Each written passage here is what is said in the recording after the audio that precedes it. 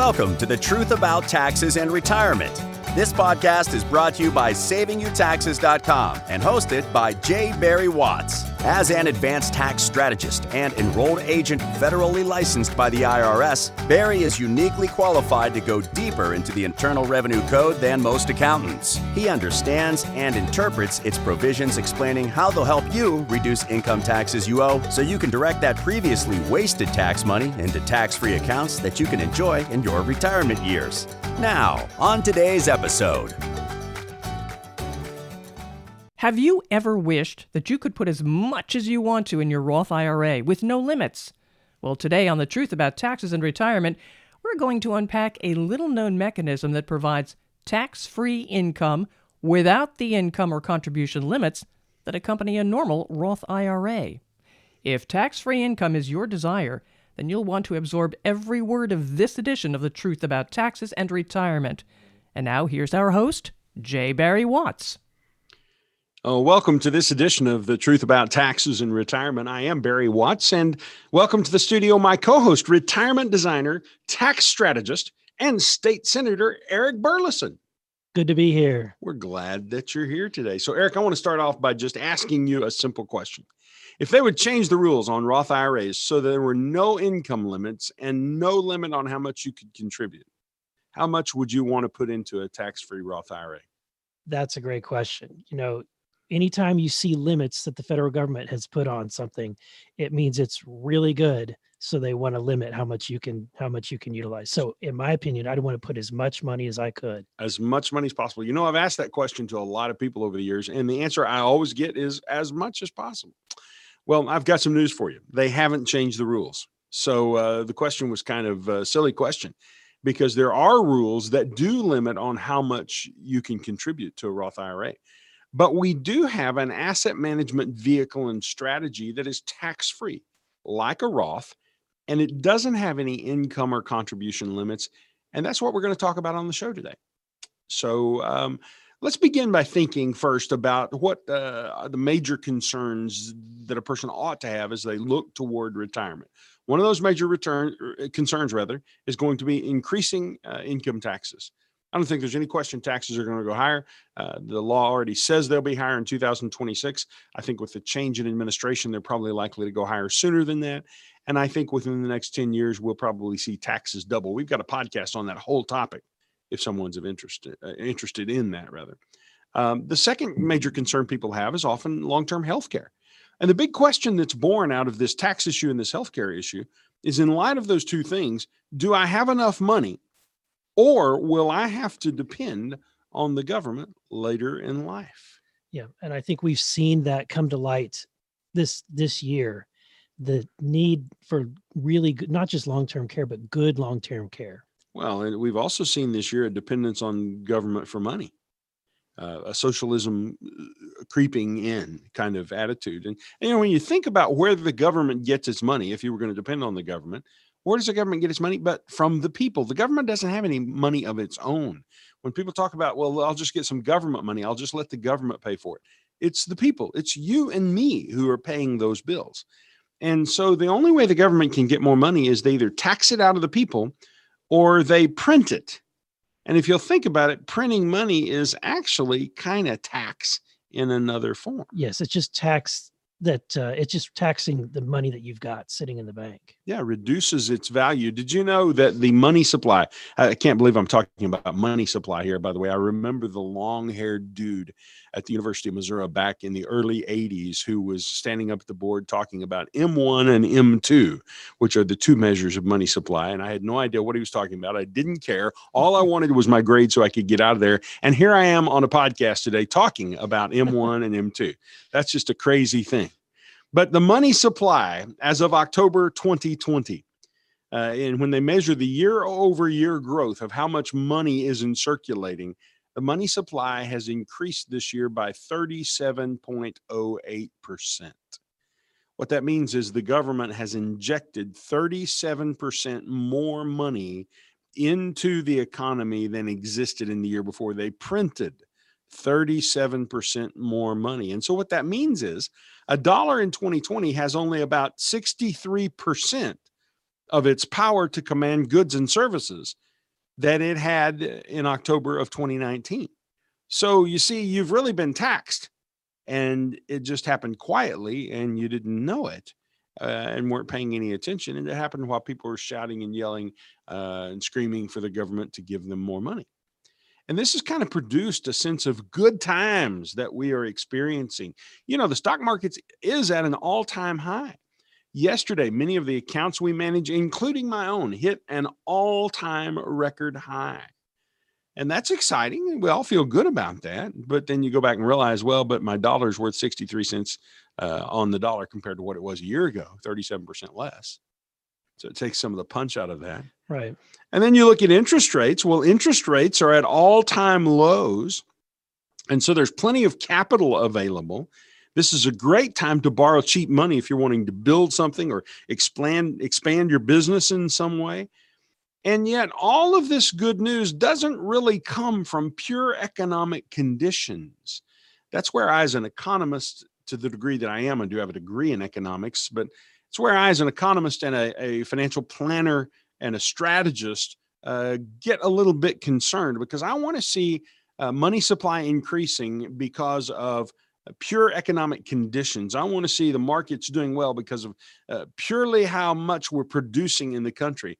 And instead, what we're seeing now is kind of a false, politically motivated actions like this ginormous increase in the money supply. They're effectively diluting the power to purchase. And it feels good, but it portends a future that kind of scares me. You see, the government controls not only the money supply through the Federal Reserve, they also control interest rates. And I think those rates are being kept at falsely low levels. And the reason is because the government owes so much money. And so if interest rates were back at normal levels, the amount of interest that the government would have to pay on its own debt would be so great as to essentially crash the budget and destroy the government's economy. So they have an interest in keeping things at a low level. So the government's printing more money, interest rates are kind of low. We've got all these plates spinning. It's kind of like when you were a kid and you were out late for the first time when you were supposed to have been home, and some kids at least rush to make up lie after lie after lie after lie about where they were and why they were late and whose fault it was and all those kinds of things. They spin all these plates until somewhere their story unravels and the first plate falls. Right. So, and often the Fed, they try to control inflation. They try to anticipate it, but the economy dictates inflation. So if inflation were to occur and suddenly the Fed is having to control that inflation, the only way to do that is to do what Volcker did back in the day. What was that, 30, 40 years ago? Yeah. Where raised interest rates. And if the Fed suddenly raises interest rates, then our federal government is now paying a lot more in interest on the debt that they owe, which you can see where that is going to go. The impact that would have on the federal budget. That would be one of the plates falling. And my concern is that when the first plate falls, that then all the plates that are being spun on the tops of the sticks begin to fall. And that creates a real disaster in our economy. So the question is, what can we do about all of that? And in order to get your brain around this, what I want you to do is I want you to draw two big circles in the air, okay? On the left side and the right side, you got two circles. And in the circle that is on the left side, I want you to write these words: things that matter. Things that matter. And in the circle that's on the right side, I want you to write the words: things we can control. Things we can control. Now, I want you to take those two circles and I want you to move them closer and closer and closer to each other until they overlap a little bit. This is called a Venn diagram, is what's this called. And so in the area that overlaps, the things that matter and the things that we can control, that's where we need to focus all of our time and energy, on things that matter and things that we can control. And it really comes down to a very few set of things. We can't do anything about interest rates. We personally, individually, can't do anything about that. Right. We can't do anything about tax rates individually and personally. But there are things that we can do because of what we see happening. We can address those increasing income taxes and long-term healthcare kinds of costs. And so that's what I really want to focus on in today's podcast about how we can change those kinds of things. So, but the big question is then, how do you do that? Well, I'm going to go to the tax code, because the tax code is our friend. Everybody thinks it's their enemy. And it is your enemy to a degree, because, the tax code is full of all those red lights that are going off that say, stop and pay tax here, stop and pay tax here. But we're forgetting that the tax code also has all these green lights that are saying, you may go through and not pay a tax. You may go through and not pay a tax. So I want to go to the tax code and find the benefits that are in the code. And the first place that I find a benefit to address what we're talking about today, which is how to have a much larger tax-free retirement income, is in section 7702 of the Internal Revenue Code. So if you have any desire to look that up, you can Google section 7702 of the Internal Revenue Code. And here's what you're going to find. It sets out a set of rules for an account that you can put money into. Now, this account's got some very specific criteria that are important to it. First of all, this allows the money that's in this account to grow without being taxed. And I think that's a pretty good deal if your money can grow without being taxed. Secondly, it has no limit on how much money you can put into this account. And the reason that's so important is because you're limited on how much you can put into a traditional tax-free IRA account or Roth IRA account. Thirdly, it allows you to withdraw the money and spend it however you please without paying any taxes on it. So if the money can grow tax-free, there's no limit on how much you can put in, and you can take the money out and spend it without paying taxes. That's a pretty good deal. Now be aware there are a few rules you have to follow. Just a couple of things that you've got to do. And I'm not going to go into those today because it's a whole nother set of complexities. Do you have to wait until your retirement age? Nope. You don't have to wait until you're 59 and a half. If you've got an IRA, you can't take money out till you're 59 and a half, or you'll have a penalty. But in an account like this one, a 7702 account, you don't have to wait until you're 59 and a half. And, at 72 and a half, 72, right, there's no required minimum distribution. So those are all true to IRA accounts, but it's not true of section 7702 kinds of accounts. Now, one of the other things that's really kind of cool about this is if you get sick, and let's say you need long-term care, either in your home or in a facility of some type, it provides a magnified pool of funds that can be used tax-free to pay for critical illness in your home or in a long-term care facility. And then finally, Eric, if you never take the money out, you never spend it for long-term care, you never spend it for tax-free income just because you needed it, you never needed to take the money out, well, then it will go to your heirs tax-free. How's that sound to you? It's pretty amazing. Until I started working with you, I had actually never heard of these. I guess you might call them a 7702 type of account, or they have different names for them, but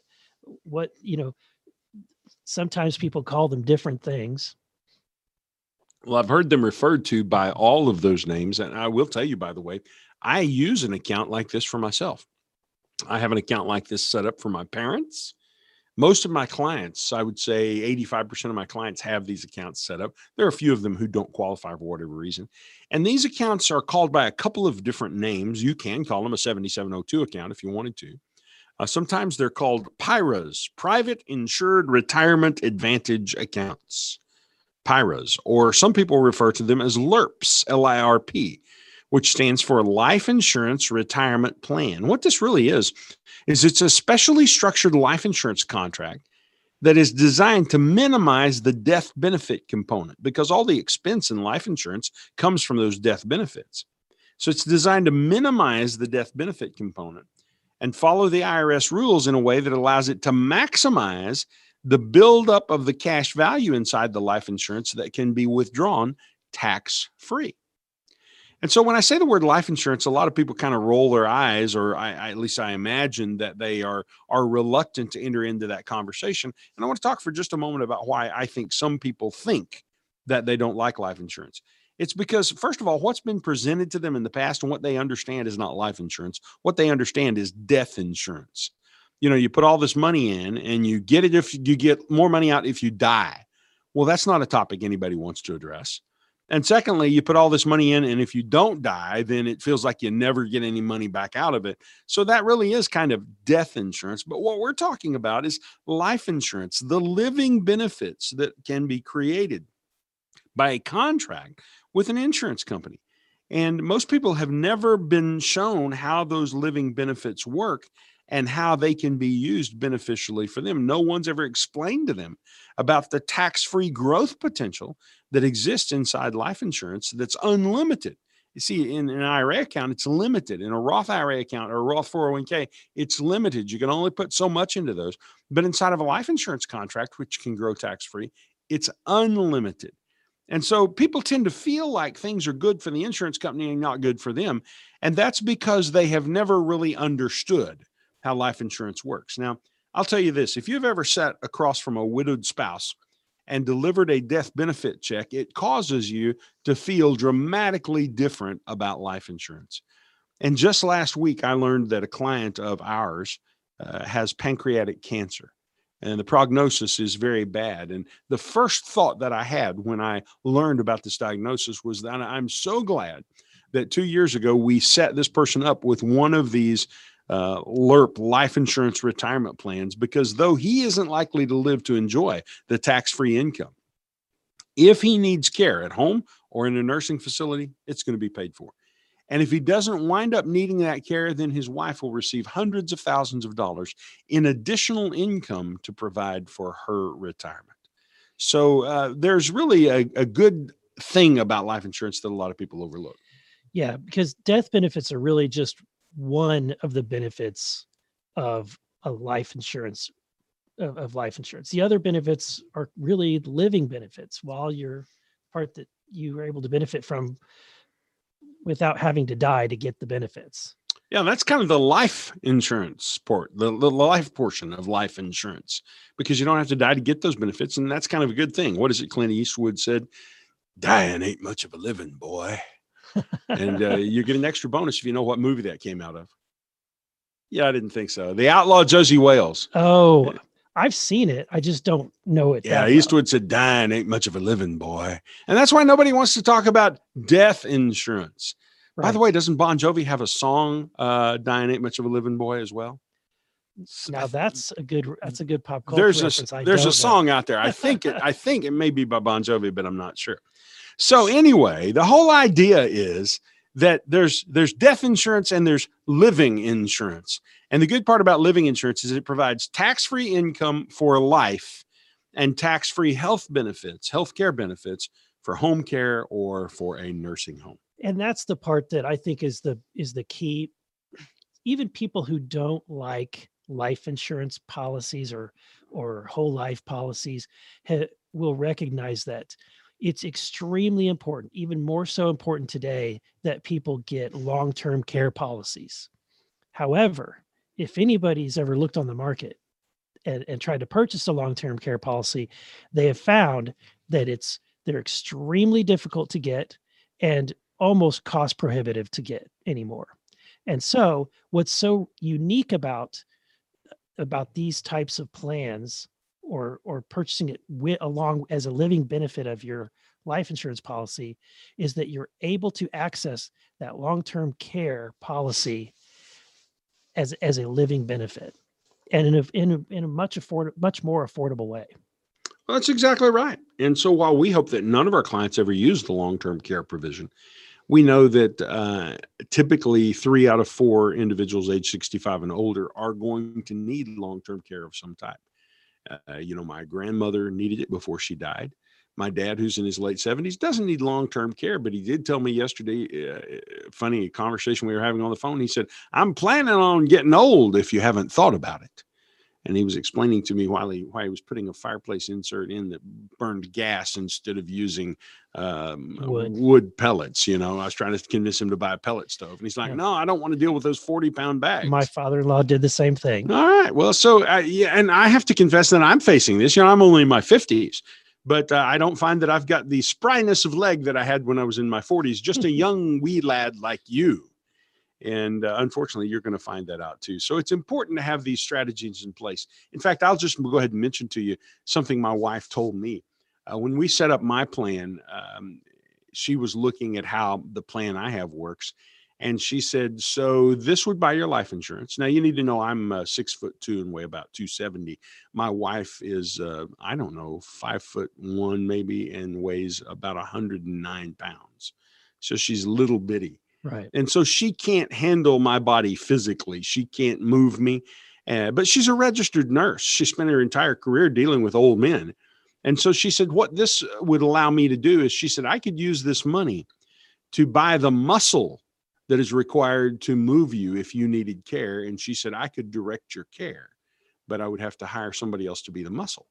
And that's exactly what our particular LERP or PIRA plan does for us. And so that was just kind of my wife's big reason for liking the plan. She liked that even more than she liked the tax-free income. So let me explain to you how one of these things works, because I think understanding that is really the nitty-gritty part of this. People have never heard of it for the most part. So here's what you need to know. The way this works is you set aside an amount of money each year. It can either come from your stream of savings if you're young and you're working, and you set that money aside into a specially structured life insurance policy. When I say your stream of savings, if you're young and working, for example, we're going to set one of these plans up for my daughter when she's home next week for Christmas. And we're probably going to start her in a modest way at something like $500 a month, because she's only in her 20s, and $500 a month buys her a huge amount of benefits in insurance. Whereas for somebody my age in his 50s, it won't do nearly as much for me. Now, if you're an older person, you may not actually fund it out of the stream of money that you're currently saving. You may fund it from money that you already have saved up. So you may have money in an account, and you can take some of that money that you've got setting in your account, and effectively each year you can move some of it from one pocket on your pants to the other pocket on your pants. You own the pants. You own both pockets. It's just going from one type of an account to another type of an account, both of them having your name on it. And we might do that for a period of, maybe 7 to 10 years, moving just a little bit each year. Let me give you an example. Let's say you had $500,000 in investment accounts. If that $500,000 was earning 5% per year, how much income would it be producing, Eric? $25,000. $25,000. That's right. So what if we took those earnings, that $25,000, and we just took it out of the pocket that it's in and moved just the earnings, not the principal, over to one of these PIRA, private insured retirement advantage accounts, or life insurance retirement plans, and repositioned the growth over to that type of plan, and did that for a period of 7 to 10 years, either in your last working years or maybe even in the first few years of your retirement. How would that work? Well, I'm going to give you an example out of my own personal LERP plan, because I kind of think if you're going to talk about these things, you shouldn't talk about things that you're not doing. I don't think you should recommend things that you aren't doing. And I just feel like it's fair to say to people, hey, when I tell you about this kind of cooking, I'm eating from the same recipe. I'm doing the same kinds of things. And so here's an example of my own plan, which was set up when I was 53 years old. Now, you can buy these well into your 70s. I have heard of them being used in cases where people were 80. Now, I've never used one in the 80s, but we have used them in the 70s. The thing to know is that the younger you start these, the better they work. But I did put my own mother into one of these plans when she was 74 years old. Now, the personal plan that I happen to have set up, and you can set these up at all different income levels and amounts of contribution to them. My personal plan, I'm putting in about $4,000 every month. So that's a pretty significant contribution that I'm making, and I plan on doing that every year until I'm 70 years old, and then I will stop contributing at that point.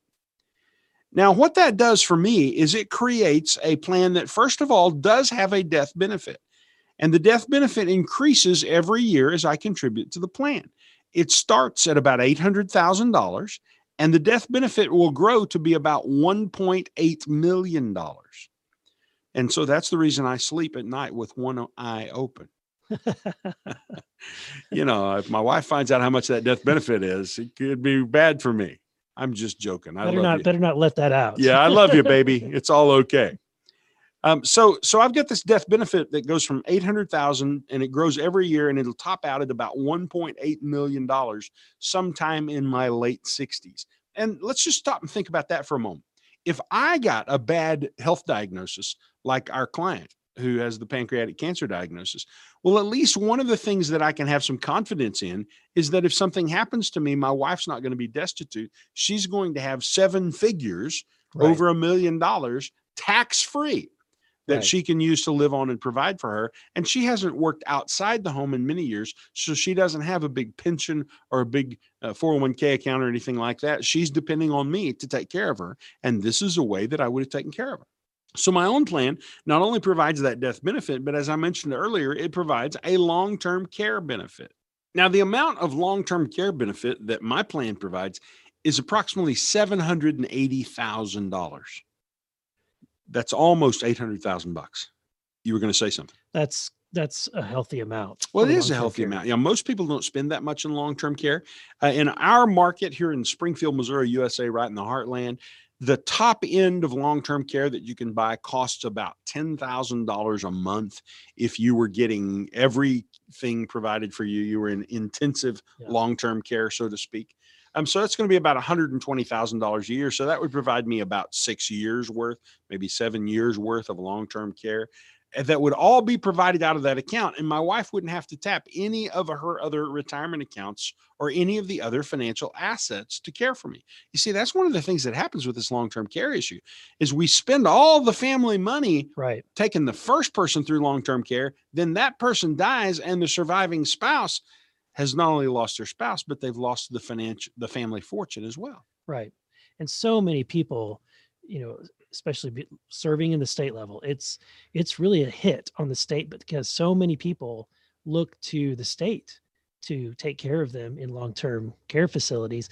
And to get there, they've got to spend down their assets to get to that point. And I don't think a lot of people realize how devastating an event of someone going into long-term care can be on all of your assets. One of the interesting things about that is many of those people who do wind up depending on the state are actually very proud people. And I kind of grew up among these proud people. For example, when I was a kid growing up, never take a welfare check. No, we qualified when I was a kid growing up for free lunches or reduced lunches at school. Right. But I remember as maybe a second grader hearing my dad speak about that. And, it just wasn't something we were going to do. We don't take welfare was kind of the idea.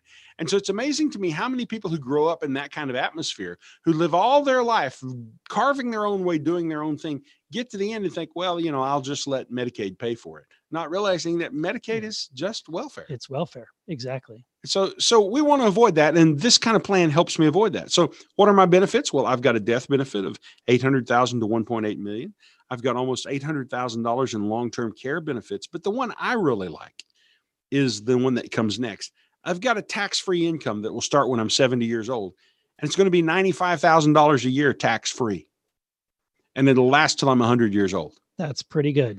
Yeah, I'm pretty excited about that. If you can't get by on $95,000 a year tax-free, well, maybe you're living too high, at least in the Missouri Ozarks.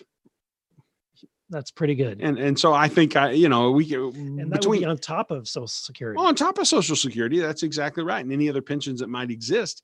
And on top of that, I know how to cook and can and grow tomatoes and kill squirrels. And so I'm thinking we'll probably have a pretty good life in retirement. And would that trigger Social Security taxation? No, it's a good question. Thank you. So if all the income I had was this $95,000 a year, because it's plus not my even Social registering Security as income. The income doesn't even show up as income. That's right. There's no 1099 issued on this income.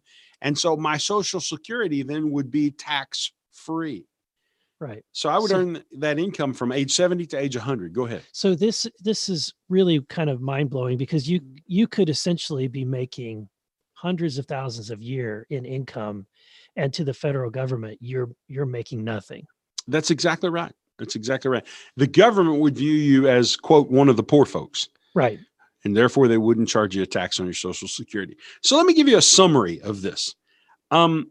By age 70, I would have contributed, between now and the time I'm 70 years old, I would have contributed $816,000. Now, starting at age 70, if I live all the way to be 100 years old, I would take out $2.9 million in tax-free income. And when I died at age 100, I would still have $119,000 of death benefit left in my account. So when you total it all up, I received over $3 million in income and death benefit, all of it tax-free, for investing only $800,000. That means that my tax-free profit was about $2.2 million. That's pretty good. That's pretty good. Really is. Now, that happens to be based on an S&P 500 investment strategy that historically has averaged between 7 and 9%. But for the math on my own personal policy, the math was just done at 5.6%. Right. Being conservative. Yeah, exactly. And we always want to do the math at less than what we really expect. So that's a good point. So how they're invested and how the plan earns money is an important aspect for people to understand. It's very important. And you may remember we did a podcast a few weeks ago on annuities. Yes. And how annuities earn money and the 3 different ways they can earn money. Same ways apply to an insurance contract that is called a LIRP plan, like this one we're talking about today. The money can be either invested at a fixed rate, and right now that's going to pay something in the range of 2% or less. It could be a variable life insurance contract, which invests in the stock market and some index of the stock market, which comes with risk. Exactly. And so right now your variable contracts are really booming and doing great. But when the market goes down in value by 45%, it really hurts your feelings. Or it could be used in one of the fixed index kind of contracts that we talked about last week that have a floor on them that you can't go below. And the particular floor on these life insurance contracts is 0. So the worst you'll ever do on a life insurance contract in terms of your earnings, even if it's a bad market year, will be 0, which leads us to the little mantra. 0 is your hero. 0 is your hero. That's exactly right. And in positive years, these contracts are going to give you market performance. Usually they've got a cap on them somewhere in the neighborhood of 9, 10, 11, 12% per year. Think about this, Eric. If you knew that your return was always going to be no worse than 0, that's the worst it could be, and the best it could be was 9 or 10% per year, could you live in that zone pretty happily? Yeah. Yeah, I think most people could, but people don't know about it. They don't know that it's available. And that's one of the reasons that they don't get to pursue these particular things. So some of the frequently asked questions, to just kind of quickly go through them, is one of them would be, how much are you required to put in? You know, it's really interesting because when people hear the word insurance, that's the first thing they want to talk about is, how much do I have to put in? Wrong question to be asking. It's not how much do you have to put in, it's how much do you want to put in? Because we're not trying to solve some insurance problem here. I need $1 million worth or $2 million worth of insurance. What we're trying to do is tuck as much money as possible away into a contract that just happens to have a death benefit associated with it and falls under the tax laws regarding life insurance. So the answer to the question is you can put in as little or as much as you want. I have clients who put in 6 figures a year, over $100,000 into these contracts. And I would say the smallest client puts in about $10,000 a year. If you can't put $10,000 a year into one of these, probably isn't quite worth getting started on one. So anywhere between those two numbers works. One of the ways that we sometimes kind of ballpark the idea of how much somebody might want to put into it is we see how many dollars in total assets are there in financial assets. And as we did the math earlier, for a person who had $500,000 in financial assets, if they're growing at 5% per year, well, we would say, we're creating $25,000 a year that we could divert into one of these other tax-free kinds of an account. Or if a person had $1 million, of course, that would bring them up to $50,000 a year. And at that level, we could probably start a tax-free LIRP account for both the husband and the wife. So you begin to see kind of mathematically how we think about those kind of things. It really has to do a lot with their particular situation. Everybody gets to contribute at whatever level they want to. And of course, the more you put in, the more you get out of it. And then how long are you required to participate? Well, typically, you would probably do 7 to 10 years. There isn't a real specific answer to that. For example, I have one plan that we set up where we made one deposit one time of a large sum of money, and that's it, and we were done. We're not putting any more money into it. So you can do it just 1 year. You could do it just 1 year if you put enough in. We have other people who say, well, I'm going to put it in for the rest of my life because this is not money I need. I'm just creating a death benefit for my kids later on in the future. But most usually we set these up for somewhere between 7 and 10 years. And one other question people might have is that since this is a tax free option, how long does this gravy train run? I mean, will the government identify this and eventually tax this? Great question. The answer is the government has already identified it and knows it exists, rather.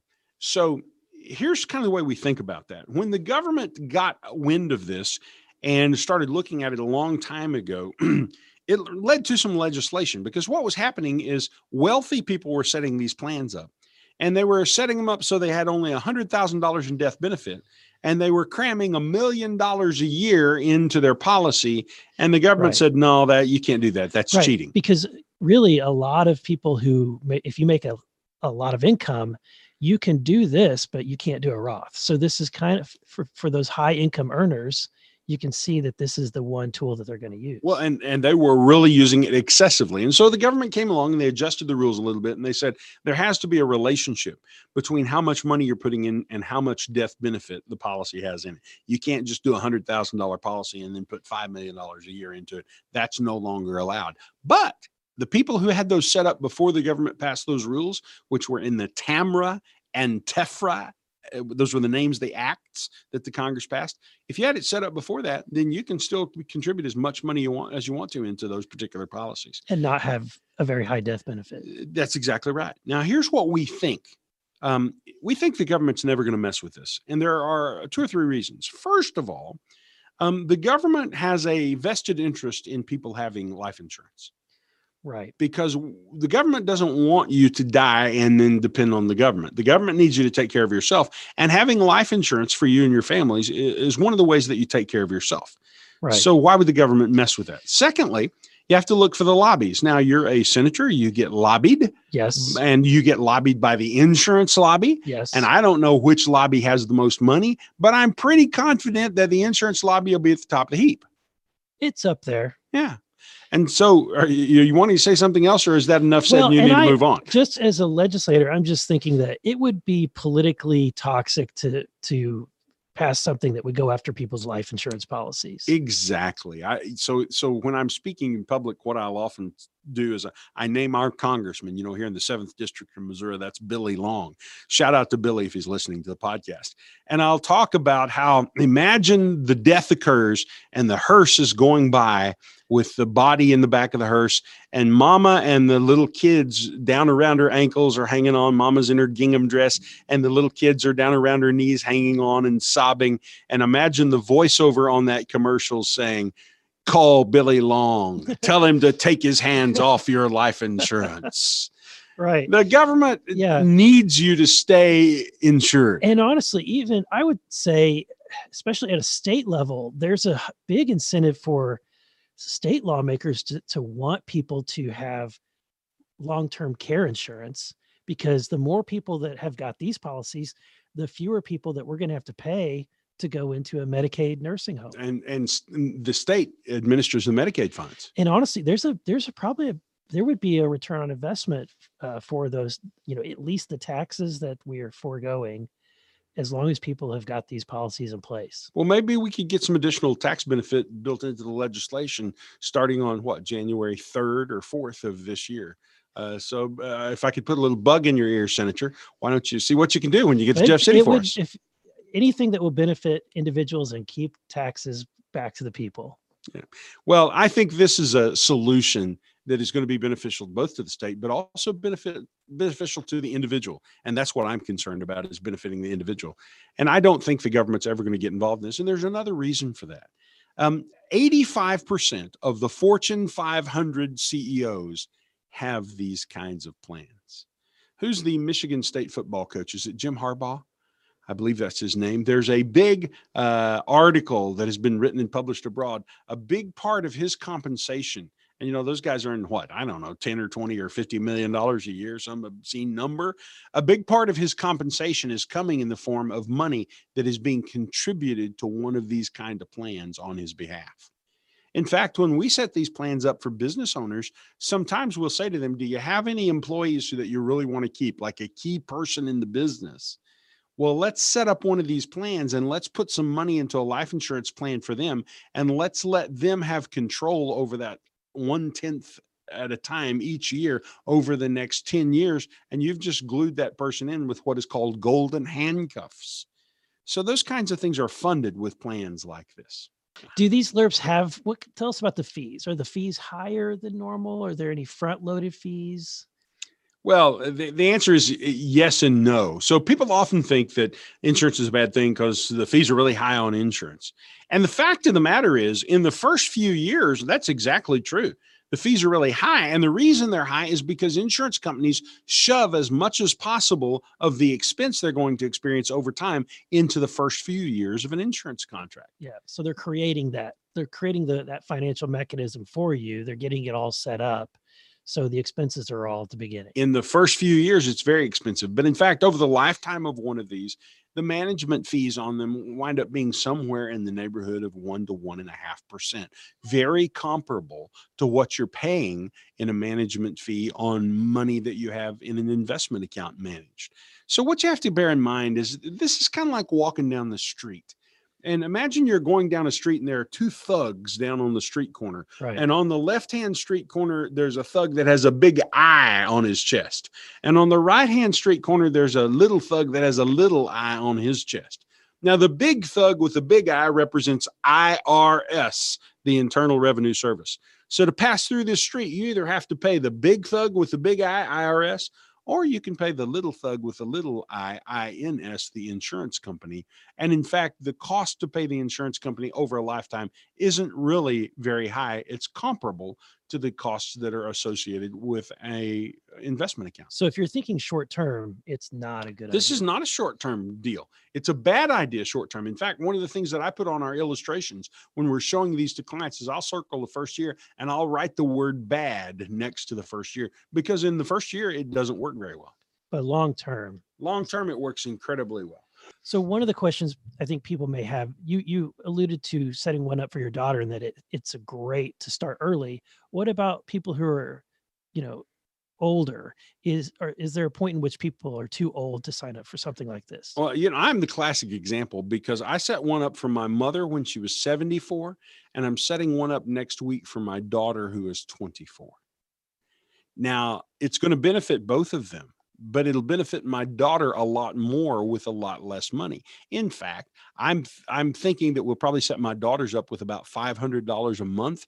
We set the one up for my mother with a one-time deposit of $500,000. And so you see the difference between what you have to put in to take care of an older person and what you have to put in to take care of a younger person to get the benefit. But the fact is, age is not really relevant. These work for any age. They just work better the sooner you start them. So you at 43 is better than me at 53 when I started mine, or at 57 as I am today, and certainly at the mid 70s. But we have clients routinely setting these up in their 60s and early 70s. And I think finally, why are people only hearing about this now, or possibly through us, or for those people that are saying, I've never heard of a 7702 or a PIRA or a LIRP? Why? What's the answer to that question? Well, I think the answer is complexity. It's a little bit hard for people to explain. I've spent 20 some years learning to say this simply. And the first time you ever explain it, you explain it with a lot of complexity to it that's really hard. And we've just learned how to articulate those complexities in the simplest possible way. And they don't teach that in life insurance salesman school. In fact, when I first got my insurance license, which was in 1983, I believe, so that's been almost 40 years ago, they never taught me anything like this. I only had a vague notion that there was even a cash value account attached to insurance. Nobody emphasized it. All they emphasized was how much death benefit and how much your premium cost was. And if you could get them the same death benefit for a lower premium, or if you could use the same premium and get more death benefit, that was the whole sales conversation right there. Nobody ever talked about this saving side of things. And I would tell you, most insurance agents don't know about it. They have a vague notion that it exists, but they have no idea how to explain it. They have no idea how to talk about maximize funding like we are today. Put as much money as you can into it possibly and minimize death benefit. This is just not taught in insurance school. It's taught in very high level financial planner, advisor, tax strategy kinds of schools. And that's really where I went to learn it and how I figured it out. So, Eric, the big picture that I want you to have in mind as we wrap up today is this. LIRP plans, life insurance retirement plans, or PIRAs, private insured retirement advantage accounts, they function like a supersized Roth IRA. They provide you with tax-free income without the typical requirements that come with an IRA. There's no age 59 and a half withdrawal limit. There's no age 72 and a half, age 72 required minimum distribution. And there's never any income tax to be paid as long as you follow just a couple of rules along the way. And I want you to remember that a PIRA or a LIRP is just a part of the bigger picture. It's one source of tax-free income. It doesn't stand alone, but it'll be in combination with Roth IRAs and Roth 401ks and maybe Roth conversions that have already been set up for you. And hopefully, if we've done our job well, then their Social Security will be tax-free because none of the income they're receiving from their Roth IRAs, Roth 401ks, Roth conversion plans will have any taxes associated with them. And that means their Social Security won't have any tax charge either. So if you'd like to know more about reducing taxes now, today, this year, and in retirement, visit our website at savingyoutaxes.com, where you'll learn more about what we do.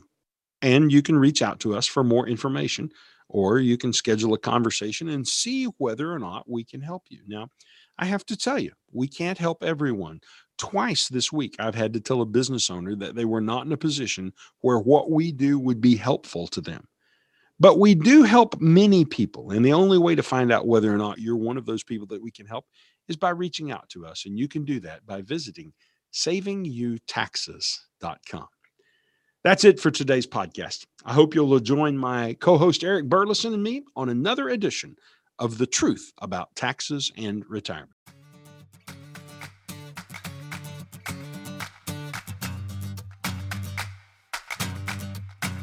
Thank you for listening to The Truth About Taxes and Retirement podcast. Click the subscribe button below to be notified when new episodes become available. The information covered and posted represents the views and opinions of the guests and does not necessarily represent the views or opinions of savingyoutaxes.com. The content has been made available for informational and educational purposes only and is not intended to be a substitute for professional tax and investment advice. Always seek the advice of your own qualified advisor with any questions you may have regarding taxes and investing.